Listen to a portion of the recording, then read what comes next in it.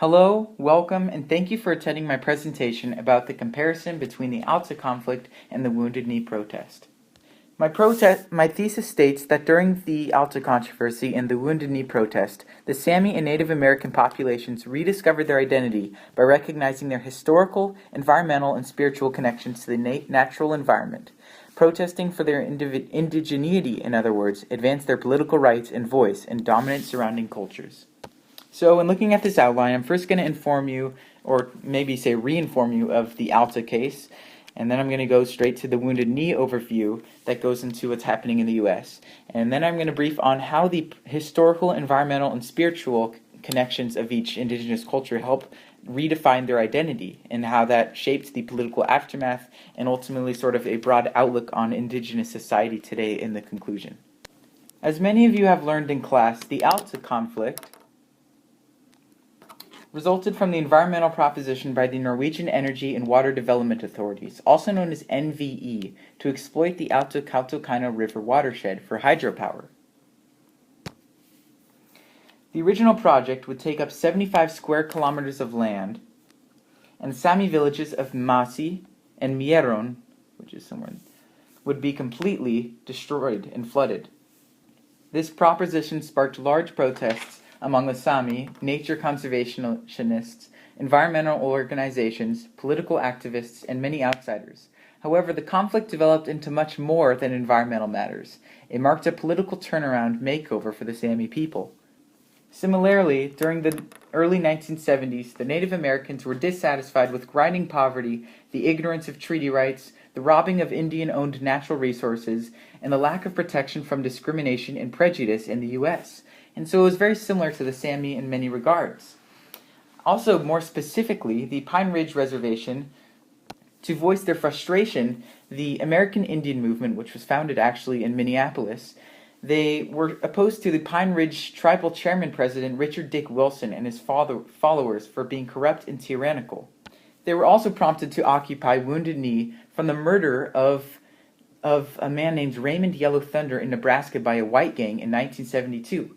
And so for 71 days, they seized Wounded Knee, which is in the Pine Ridge Reservation in South Dakota, and they held several residents hostage.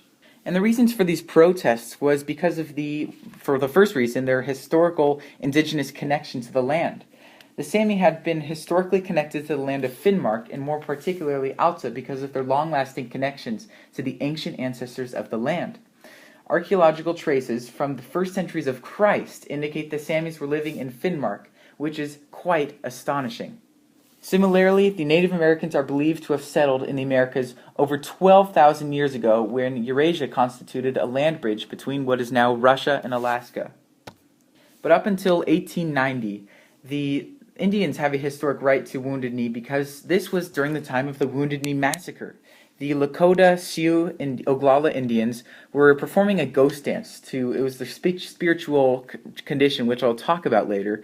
And the whites believed it to be devilish and sinful. And what happened was the U.S. 7th Cavalry Regiment, they surrounded them with 4 Hotchkiss guns and 120 men, and apparently they wanted to disarm the Lakota, but apparently a shot went off from other side. It's not really confirmed, but then a massacre ensued. They killed over 150 Indians, and 150 more were wounded, frozen to death, or just trying to stay away from the encampment without food or water. And horribly enough, there was 18 Congressional Medals of Honor awarded for the 7th Cavalry Regiment for performing this horrible act.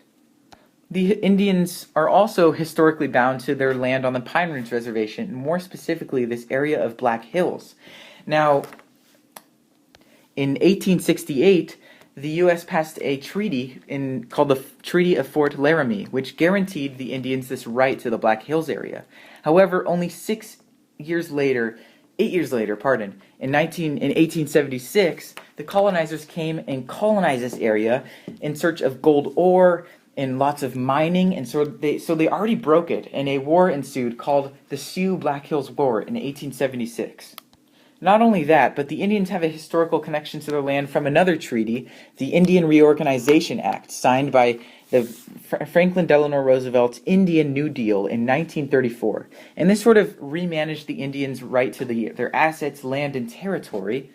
But in 1950, this act was revoked, And this was largely due to the post-World War II nationalist movement the Americans were experiencing. This was the Americanization, very similar to the Norwegianization in Norway after World War II. Now, Norway acted in a very similar regard to the Sami as well. In the building of Alta, the NVE, the one who wanted to build the dam, they violated the Act of Cultural Remains, which basically guarantees, it makes a company search before creation, search archaeological artifacts of the land. And that goes to show that the Sami did, in fact, have a historical connection to the land and justified their protest. The Sami also were historically bound to their land, and more specifically reindeer rights, under the Sami Codicil of 1757, which gives the Sami civil rights, most notably of their traditional reindeer migration routes. And the Alta case interfered with this route, which I will explain next in the environmental connections. Now, that doesn't take out recent history. Right before the Alta conflict, there was the Sami Renaissance, and that included many renovations like the Nordic Sami Institute and the Norwegian Sami Committee. Similarly, the Indians were going sort of their own revival themselves. They led to the creation of the American Indian Movement and the independent Oglala Sioux Nation. Another historical factor a lot of us don't consider is each indigenous way of obtaining knowledge. Now, the indigenous natives in Sami obtained it more so from a knowledge of history, time, and experience, whereas the government and more dominant Western cultures obtained knowledge through science and sort of what's efficient, what's practical, what's productive, and, it's more science-directed. And so these ideas oftentimes conflicted with one another. Now, there was environmental connections as well that bound the Sami and the natives to their land. But if we consider first the Alta Dam project, if that were to be carried through, that would disturb the migratory routes of over 40,000 reindeer, and that's integral to the livelihood and identity of the Sami.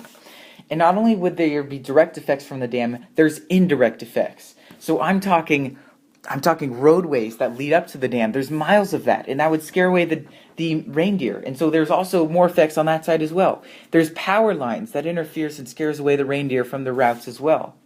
And the NVE did not consider these or take them into effect. They only estimated it would affect only 21 reindeer. That was only considering the direct effects. There was the indirect effects, and plus the area of Alta was an integral spring pastoral system and calving ground, sort of a mating reproduction area for the Sami to reproduce, or the reindeer to reproduce. And so if that gets gone, then that will affect the Sami identity in the long run as well. Quite frankly, the Indians had an environmental connection to their land as well. Now, this is oftentimes related to their spiritual connection to their land, which I will describe next. But this is most notable in the Black Hills area. Here's the Pine Ridge Reservation, Wounded Knee. This is where the protests occurred. Federal forces came in here, all these forces. The American Indian movement came in from this side. They occupied it, and it was a huge war.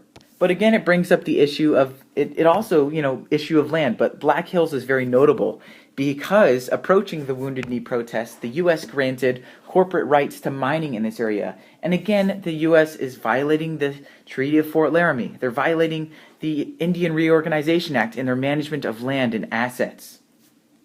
And a lot of what constitutes the environmental connections to and right to land and identity is the spiritual connections as well. And that justified the Sami and Native protests. So the Sami, as we've learned from class, it has the three pillars of shamanism, animism, and polytheism. And clearly it interacted with nature and the concerns and the signals that nature brings out. The shamans and the Sami interpreted that as a way of connecting with it and determining their spirituality to their ancestors and natural things and deities and or realms. And I think the Lakota Indian spirituality is often misinterpreted because whites often coin it the ghost dance. And this is sort of the belief that the Native Americans believed there was a native, sort of an Indian Jesus Christ that came to the land and brought hope for them to unionize and rebel against white colonization, and it protected them. But really, after further research, there is much more depth and breadth to the Indian spirituality.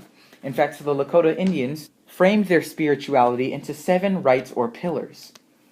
They also celebrate 4 holidays and honor their spirituality from 4 ceremonies and or holidays.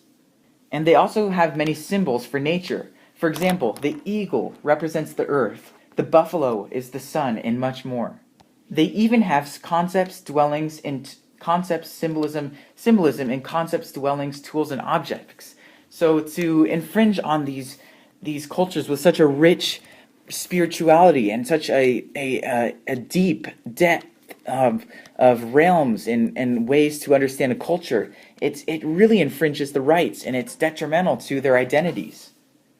Well, the political aftermath, things were looking good for the Sami. Examples like the Sami flag and the establishment of the Sami parliament, as well as the officialization of the Sami language, was big changes for them. According to Traditions and Transitions, it states that the Sami identity was meant to collectivize the Sami, regarding a deep cultural unity of a particular heritage of kin, and it enforced the connection and collectivization of members by spiritual kinship, the spirit of unity and loyalty. And unfortunately, things weren't looking very good for the Native Americans, and I think this is largely due to the violent acts by the American Indian movement. It was very leftist, very radical, and that kind of got unrest by the federal government, and they misinterpreted their ways. But out of it, the Indians got their identity from more of a warrior spiritual standpoint. The U.S. did offer to compensate the Indians, but they refused the offer, simply wanting land, and this remains unnegotiated and unsolved today. And now I hope you've fully grasped what occurred between these two conflicts, and have found some similarities in the historical, environmental, and spiritual connections to the natural landscape. Ultimately, these helped support a rediscovery of the Sami and Native American identities. And in conclusion, today we look back on the Alta and Wounded Knee. It reminds us to preserve indigeneity, and we can learn from their rich historical, environmental, and spiritual backgrounds. Indigenous cultures like the natives and the Sami bring forward the idea of global diversity, which needs to be sustained in a globally supportive and inclusive society. Thank you very much for listening, and I hope you have a wonderful day. And some rich sources.